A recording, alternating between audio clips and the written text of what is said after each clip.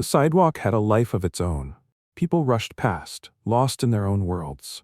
The hum of conversations blended with the constant drone of traffic, the sharp rhythm of heels against concrete, the low rumble of a passing bus.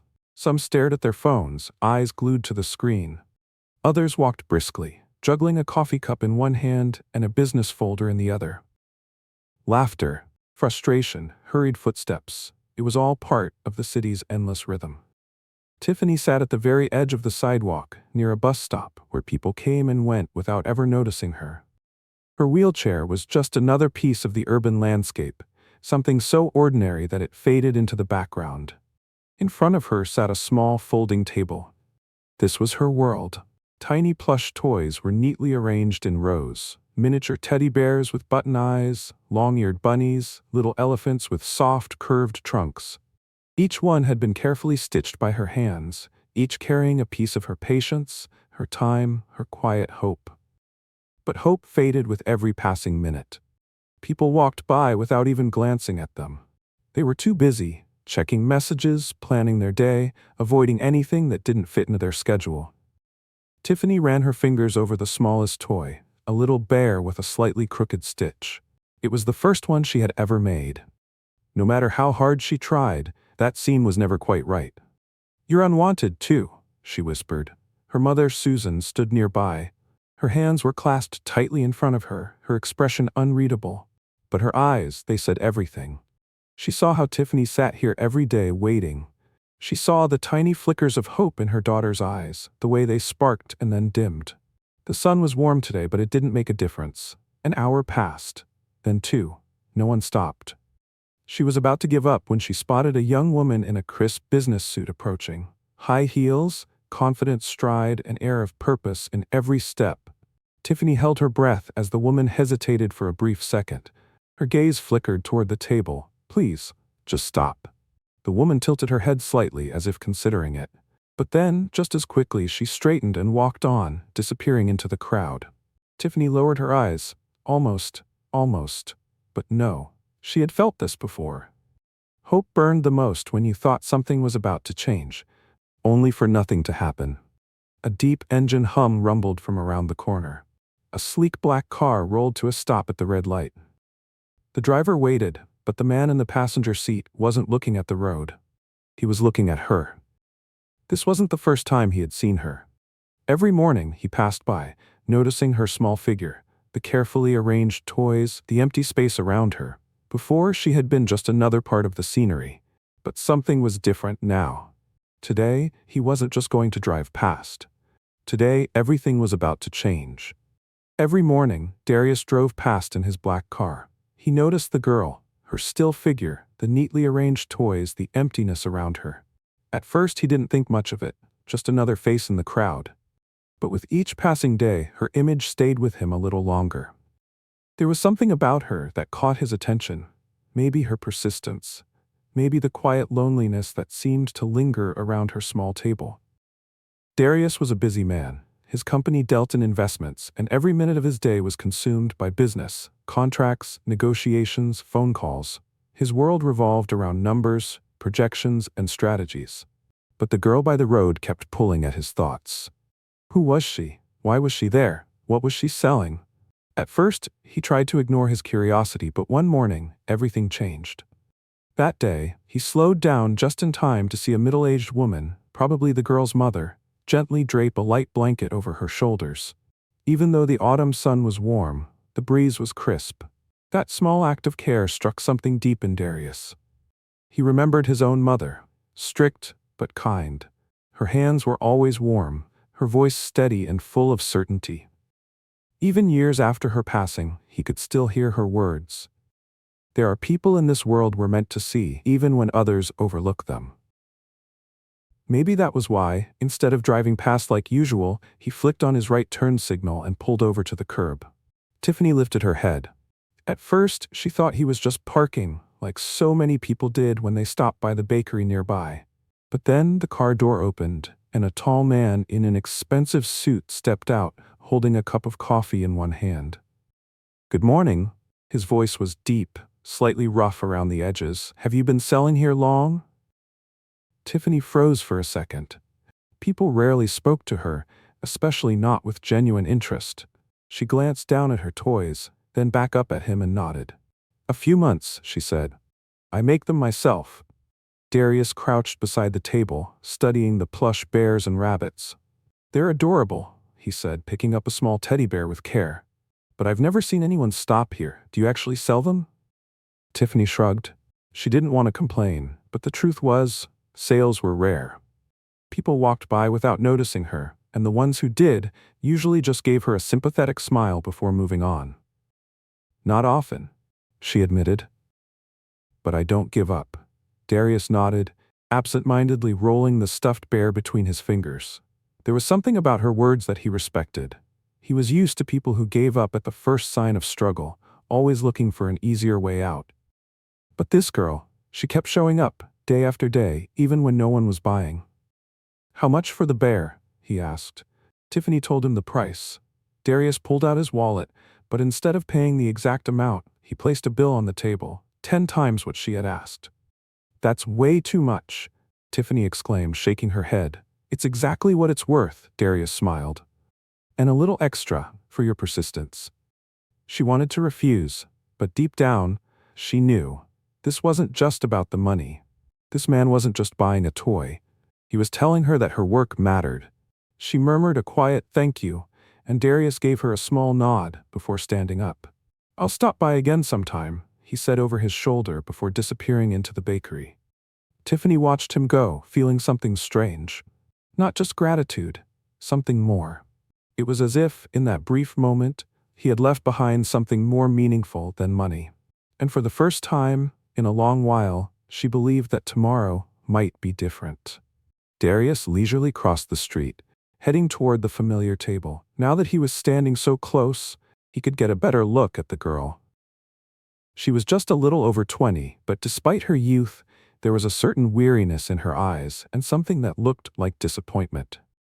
Still, there was no emptiness in them, only a hidden depth and persistence.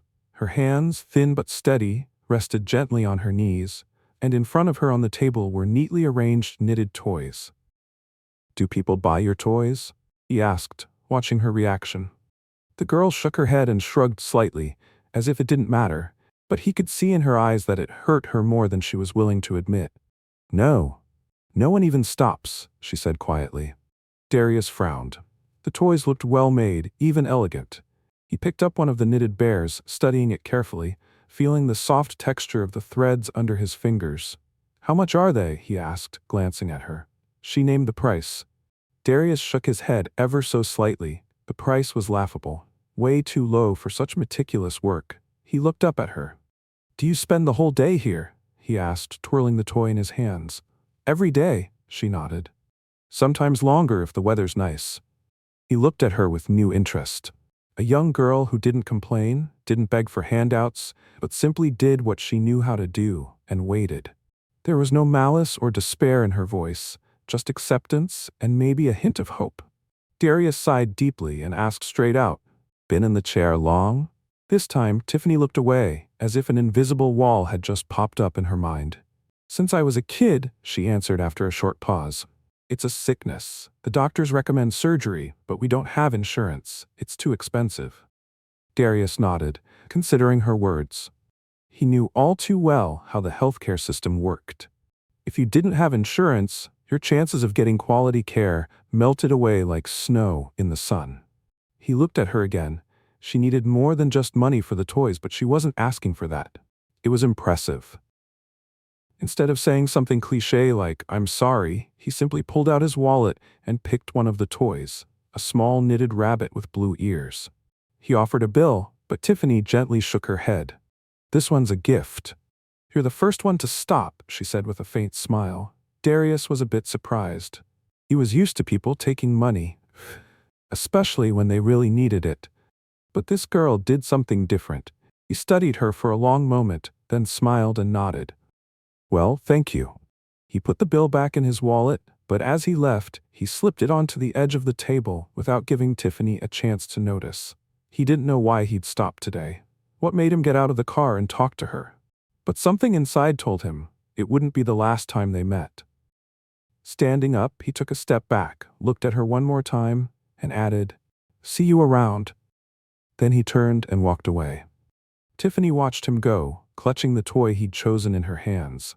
A strange feeling stirred in her chest. Not just gratitude, but something more. It was as if he had just left something in her life that could change it. She didn't know if she'd ever see him again, but for the first time in a long while, her heart was beating just a little faster. The next morning, Tiffany, as usual, took her place at the table. The autumn air was crisp, the sun slowly rising over the rooftops, casting golden hues across the street. Her hands skillfully adjusted the toys, arranging them to look their best, though deep down, she didn't have high hopes for a change in her luck. The day had just begun, but it already felt like it was going to be like all the others. But something was different. She heard the familiar sound of an engine. Looking up, Tiffany saw the black sedan slow down and park once again at the curb. Her heart beat a little faster. He was back. The car door opened, and Darius confidently made his way toward her. This time, there was no hesitation in his movements. He had come with a purpose. His expensive suit and assured posture sharply contrasted with her modest table and toys, but for some reason, he looked at her as if they were on equal ground. "Do you want to buy something?" she asked, trying to hide the slight nervousness in her voice. "Yes," he replied calmly. "Everything." Tiffany froze, thinking she'd misheard. "Everything?" she repeated, unable to believe her ears. Darius nodded, then carefully began placing her toys in a bag. His movements were slow and deliberate, as if he truly appreciated each one. Then he pulled out his wallet and placed a sum of money in front of her that made her gasp. Her eyes widened in surprise. "That's too much." "They're not worth that much," she exclaimed, staring at the money in shock. Darius met her gaze. There was no pity in his eyes, just confidence and something else she couldn't immediately figure out. "On the contrary, they're worth exactly that much," he said gently, "and maybe even more." Tiffany felt a wave of emotion rush through her. She hadn't experienced this kind of treatment in a long time.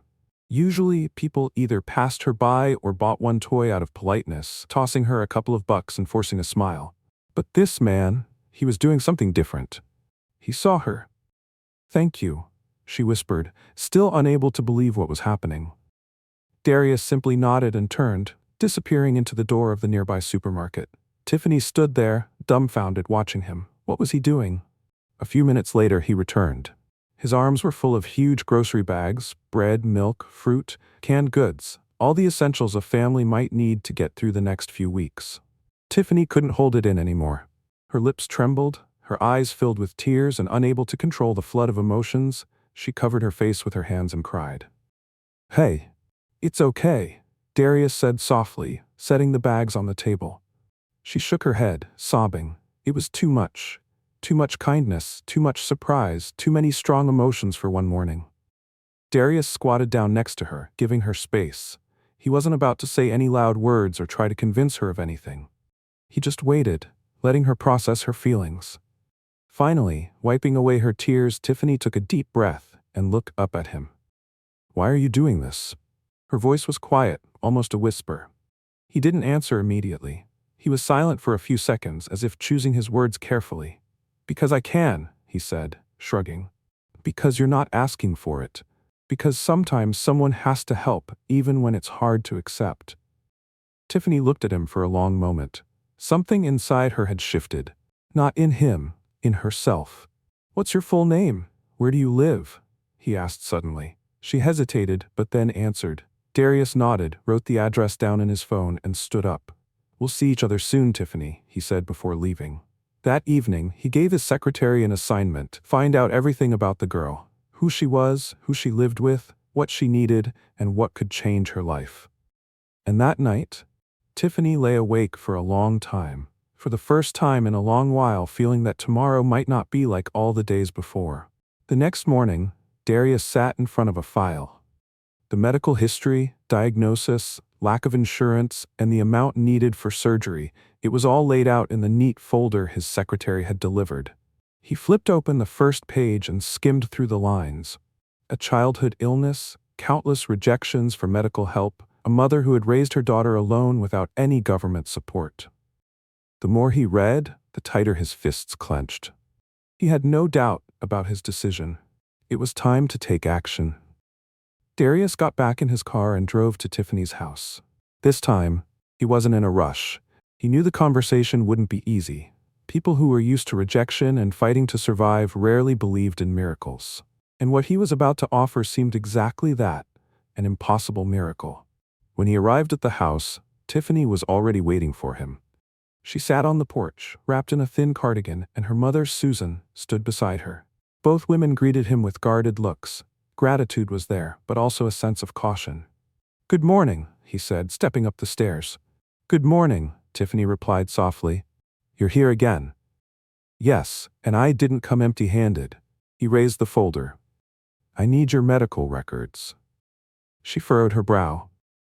"Why?" "I have a good doctor friend. He can help, but he needs to review your medical files." Tiffany lowered her gaze, her fingers nervously gripping the armrests of her chair. "We don't have the money," she admitted. "That's not a problem," Darius said calmly. "I'll arrange a long-term payment plan. The important thing is that you get the treatment."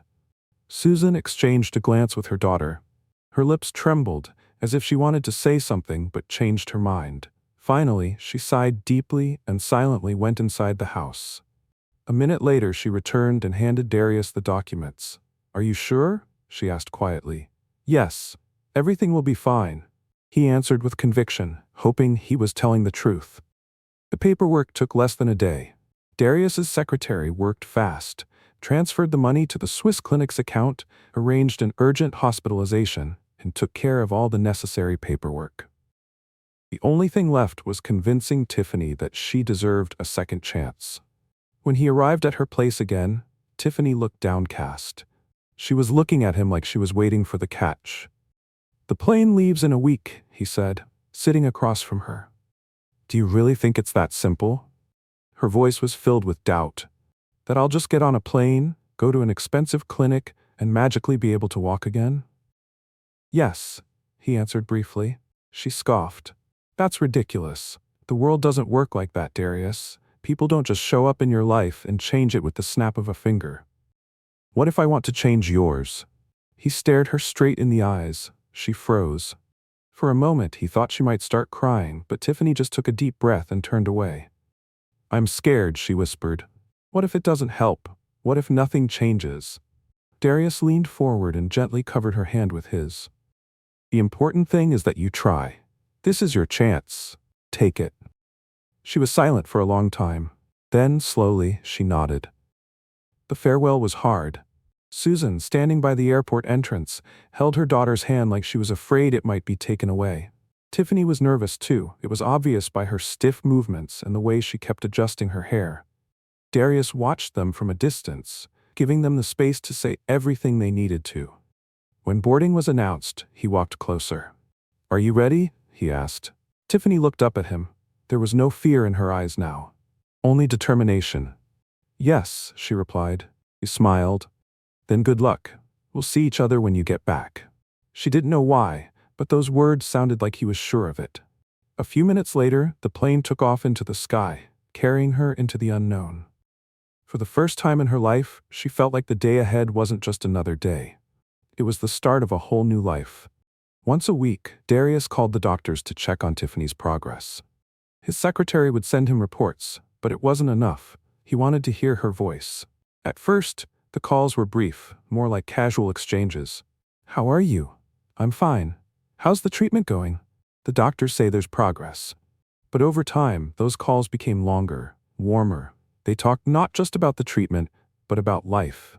Tiffany shared stories about Switzerland, the snow-capped peaks she could see from her hospital room window, walks in the clinic's garden, and the people she met there. Her voice grew stronger, lighter. Darius was surprised by how much she had changed during this time. There was less fear in her words now, more hope. He found himself looking forward to these calls, and one day he heard something that changed everything. "Darius." Her voice trembled with emotion. "I'm walking. Without support. I'm standing on my own feet." He closed his eyes, giving himself a moment to fully grasp what she had said. He longed to be there, to see it with his own eyes. "I'm so proud of you," he finally managed to say, feeling an unfamiliar lump rise in his throat. A few more weeks passed, and one day, the long-awaited call came. "They're releasing me." Tiffany's voice was filled with excitement and nervous energy. Darius couldn't help but smile. He immediately booked her flight tickets and sent them to her. The rest of the day was a strange mix of anticipation as he realized that, for the first time in a long time, he was truly looking forward to something. On the day of her return, Darius arrived at the airport earlier than planned. He was nervous, though he couldn't quite figure out why. 1,000 thoughts raced through his mind. How had she changed? How was she feeling?